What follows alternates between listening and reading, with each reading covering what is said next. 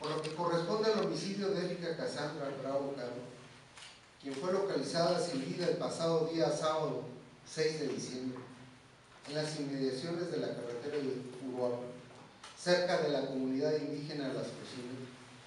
Esta institución ha realizado trabajos de campo y ha practicado más de 45 diligencias entre actuaciones periciales y testimoniales de amigos, familiares, vecinos, compañeros de trabajo de la víctima.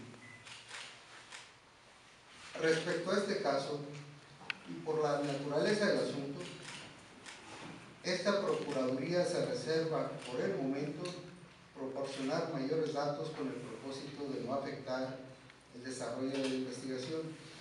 De igual forma, se hace una cordial invitación a la ciudadanía para que, en caso de contar con algún dato importante que contribuya al esclarecimiento de estos hechos, los haga llegar a través del correo electrónico denuncia@comisionmichoacán.gov.mx. Es de resaltar que la institución refrenda su compromiso de continuar con las investigaciones correspondientes y no escatimar recurso alguno en la investigación que se lleva a cabo para lograr el total esclarecimiento de los hechos y llevar ante los tribunales a quien resulte responsable. No habrá impunidad.